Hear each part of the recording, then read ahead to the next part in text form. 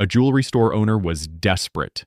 She had beautiful turquoise jewelry that nobody wanted to buy. Discounts didn't work, promotions didn't work, putting them front and center didn't work. So finally, she scribbled a note to her sales manager saying, "Sell these at half price." But the manager misread her handwriting. Instead of cutting the price in half, she doubled it. And here's the part that makes no sense. Every single piece sold out in days. This actually happened.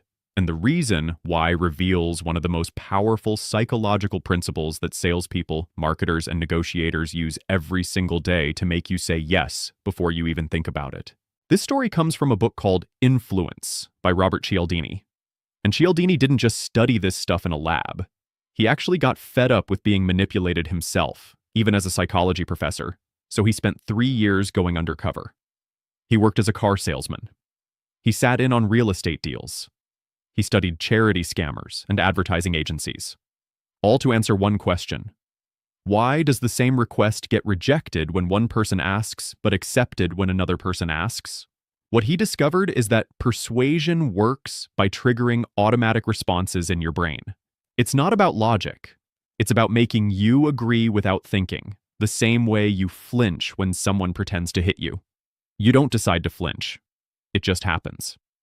And in that jewelry story, 2 of these automatic triggers were hidden. Let me break them down. Here's the first principle. People need a reason to say yes. Even a weak reason is better than no reason. When that jewelry sat there with a low price, customers had no reason to buy it. But when the price doubled, something changed in their minds. They started thinking, if it's expensive, it must be valuable. The high price is proof of quality. Now, most people buying turquoise jewelry don't actually know anything about turquoise. They can't tell good quality from bad, so they use a mental shortcut. Expensive equals good, cheap equals bad. That shortcut is automatic. Nobody thinks, let me consciously evaluate whether price correlates with quality in this specific instance. They just feel it. The store owner accidentally gave them a reason to buy, and reasons create compliance. A Harvard psychologist named Ellen Langer proved this with a brilliant experiment. She had people waiting in line to use a copy machine. Then she tried 3 different approaches. Approach 1. Excuse me, can I cut in line to make 5 copies? No reason given. Success rate, 60%. D. Approach 2. Excuse me, can I cut in line to make 5 copies because I'm in a rush?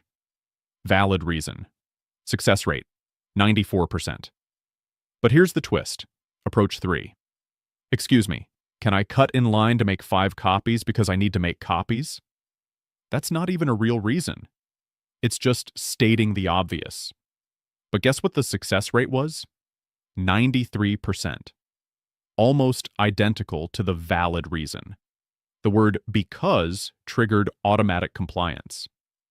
The brain heard a reason-shaped sound and said yes, without analyzing whether the reason made sense. This is happening to you constantly. Someone asks you for money because they need to run medical tests. You're more likely to give it than if they just ask for money with no explanation. A product is expensive because it's made from premium materials. You're more likely to buy it even if you can't verify those materials. The salesperson says, this is the best option because it has the most features. You're more likely to choose it even if you don't need those features. The causality principle is simple. Give people a reason, any reason, and they're more likely to comply. But that jewelry store owner did something else, probably without realizing it. She didn't just give them a reason. She changed their reality. And that brings us to the second principle. Here's a fact that will mess with your head. Your brain doesn't experience reality directly. It experiences everything in comparison to what came before. Let me prove it to you right now. If you want, you can actually do this experiment while you're watching this video. Get 3 bowls. Fill one with ice-cold water. Fill one with hot water, not boiling, just uncomfortably hot. Fill the third with room temperature water. Now put your left hand in the cold water and your right hand in the hot water. Leave them there for about a minute or 2. Then take both hands out and put them both in the room temperature water at the same time. What happens? Your left hand, the one that was in cold water, will feel like the room temperature water is hot. Your right hand, the one that was in hot water, will feel like the same water is cold. Same bowl, same water. 2 completely different experiences. That's the contrast principle. Context changes perception. This is why when you see someone extremely attractive, the person you see right after looks worse than they actually are. It's why when you scroll through social media seeing everyone's highlight reel, your own life feels worse by comparison even if nothing actually changed. Your brain is constantly recalibrating what normal is based on what it just experienced. And retailers exploit this ruthlessly. Here's how it works in stores. They don't show you the cheap items first. They show you the most expensive option first. If you're shopping for a jacket and they show you a $500 jacket first, suddenly the $95 shirt doesn't seem expensive anymore. You think, it's only $95 because you're comparing it to $500, not evaluating $95 on its own merit. There's a story about two brothers who owned a suit shop. They had a trick. One brother would pretend to be hard of hearing. A customer would come in, try on a suit, and ask the price. The brother helping him would yell across to his brother at the register, "How much for this wool suit?" The brother at the register would yell back, "That beautiful wool suit? $42. But the brother with the customer would turn and say, "He says $22. The customer, thinking he misheard, would immediately buy it at $22, which was the real price anyway. But because he thought he was getting it for less than the real $42 price, he felt like he was winning. The contrast made $22 feel cheap even though it was full price. This is why you see was $400, now $200 everywhere. They're not just advertising a discount, they're changing your perception of what $200 means. Compared to $400, it feels cheap. Without the $400, you might think $200 is too expensive. Go back to that jewelry store. When the owner doubled the price from $200 to $400, she gave customers a reason. High price equals quality. But then she probably put a sign saying reduced from $400 to $200 or sale 50% off. Now, she's using contrast. The customer thinks, this is valuable because it was $400, and I'm getting a deal because it's now $200. They feel smart. They feel like they're winning. And that feeling triggers the automatic response. Buy it now before the opportunity disappears. Now here's what separates amateurs from experts. Amateurs use one technique at a time. Experts stack them. And when you understand how they combine these principles, you'll start seeing the matrix everywhere you look. Real persuaders never use just one trigger, they layer them. Let's break down what that jewelry store owner ended up doing. Probably by accident at first, and then deliberately once she understood it. Layer 1, causality. High price gives a reason to believe it's valuable.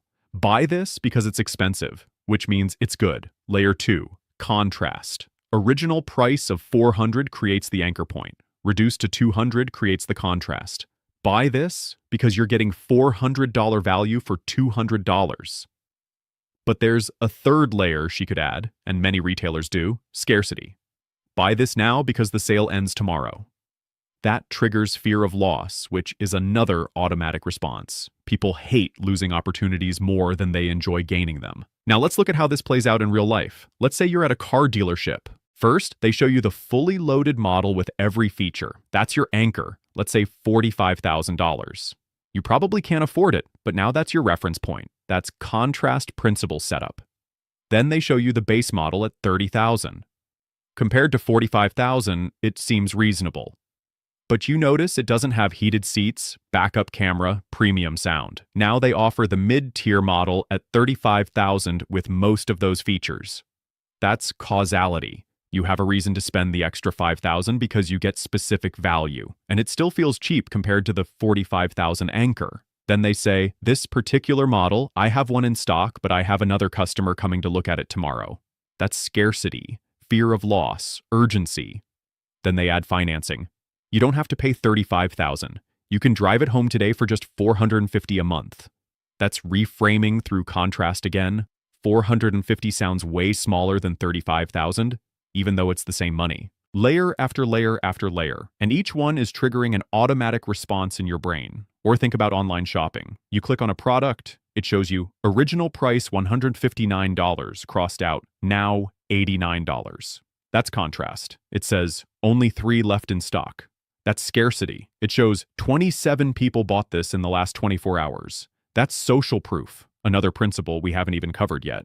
It offers free shipping on orders over $100, so you add another item. That's causality. you have a reason to spend more. Every single element is designed to trigger compliance. The book ends the first chapter with a funny story. A college student wrote a letter to her parents. She started by saying, "Please sit down before you read this." Then she told them there was a fire in her dorm. She jumped out the window, fractured her skull, spent 2 weeks in the hospital, moved in with the gas station attendant who saved her, fell in love with him, got pregnant, and they're planning to get married. Then at the end, she said, "None of that is true, but I did fail 2 classes and might fail a third. I wanted you to know so it wouldn't seem so bad."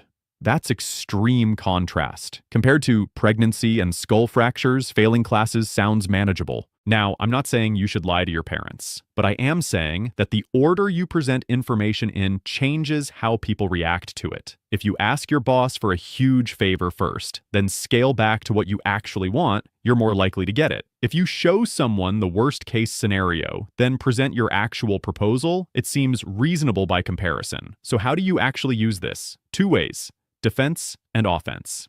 Defense. How to stop being manipulated. Number 1. When someone gives you a reason, pause and ask yourself, is this a real reason or just reason-shaped noise? Buy this because its premium quality means nothing unless they define quality and prove it. Number 2. When you see a high price crossed out with a lower price next to it, ignore the high price completely. Ask yourself, is the current price worth it on its own? Forget what it was. Number 3. When someone creates urgency, this deal ends today. Ask yourself, do I need this or do I just want it because I'm afraid of losing the opportunity? Fear of loss is not the same as genuine value. Number 4. When someone shows you the expensive option first, reset your brain. Pretend you haven't seen any other options. Would you pay this much if you walked in blind? Offense? How to persuade ethically. Number 1. Always give people a reason. Even if it seems obvious, saying "because" increases compliance. Can you send me that report because I need to include it in tomorrow's presentation? Works better than "can you send me that report?" Number 2. When negotiating, start high. If you want someone to agree to X, first propose Y, where Y is bigger than X. Then when you compromise down to X, it feels reasonable. Just make sure Y is still somewhat believable. If it's ridiculous, you lose credibility. Number 3, if you're selling something, a product, an idea, your time, show the full value first, then show what you're actually asking for. This project would normally take 40 hours, but I can do it in 20 if we narrow the scope. The 40 hours is the anchor. The 20 feels efficient. Number 4, combine principles. Don't just give a reason. Give a reason and create contrast and add a subtle time element. I'm offering this rate because you're a repeat client, and it's 30% below my standard rate, but I'll need an answer by Friday because I have other projects queuing up. So now you know 2 of the 6 principles of influence, causality and contrast. But here's the thing, Cialdini spent 3 years uncovering all 6 weapons of persuasion, and the ones we haven't covered yet are even more powerful. There's reciprocity, which makes people feel obligated to give back when you give first. There's social proof, which is why you buy things just because other people bought them. And there's authority, which is how a white coat or a title makes you trust someone instantly. I'm breaking down all 6 of these in the next videos. If you want to understand the complete system that marketers, salespeople, and influencers use to make you comply, click the video on screen now. And if you found this valuable, hit that like button so I know you want more of this psychology breakdown content.